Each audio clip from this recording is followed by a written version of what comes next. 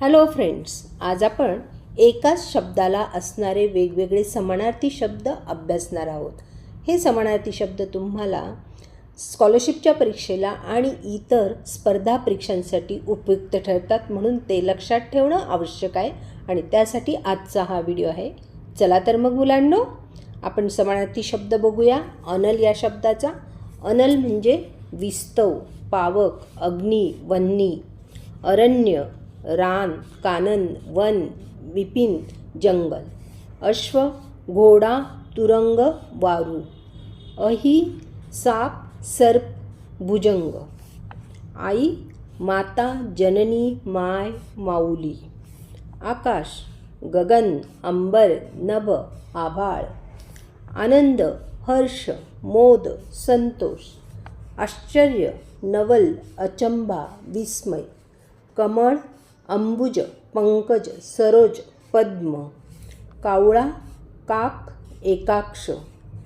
काळजी, चिंता, घोर, विवंचना, फिकीर. काळोख, अंधार, तिमीर, तम. घर, सदन, भवन, गृह, आलय, निकेतन. सोने, कनक, सुवर्ण, हेम, कांचन. हत्ती, गज, कुंजर, सारंग. हात, कर, हस्त.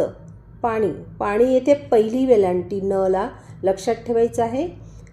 भुज, बाहू. ज्ञानी, शहाणा, डोळस, जाणकार, सुज्ञ. सूर्य, मित्र, रवी, आदित्य, सविता, भानू, भास्कर, प्रभाकर, दिनकर.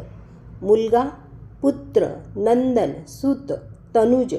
इथे पण सूत शब्द लिहिताना पहिला उकार पाहिजे आणि दुसरा उकार असेल तेव्हा सूत म्हणजे कापसाचा धागा. मुलगी, पुत्री, सुता, तनया, आत्मजा, नंदिनी. राजा, नरेश, भूप, भूपाल, नृप, पृथ्वीपती. चंद्र, इंदू, सुधाकर, हिमांशू, रजनीनाथ, शशी. चांदणे, कौमुदी, ज्योत्स्ना, चंद्रिका. जमीन, भू, भुई, भूमी. इथे जमिनीला तुम्ही भूमी म्हणू शकतात आणि पृथ्वीलाही भूमी म्हणू शकतात, पण पृथ्वीला जमीन म्हणू शकत नाही, हे लक्षात ठेवायचं आहे. पृथ्वी, धरणी, अवनी, भूमी, धरती, वसुंधरा. पत्नी, भार्या, बायको, कांता, दारा, जाया. ढग, जलद, पयोधर, घन, मेघ, अभ्र.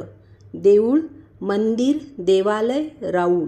भुंगा, भ्रमर, अली, मिलिंद, मधुप. युद्ध, रण, समर, संगर, संग्राम, लढाई.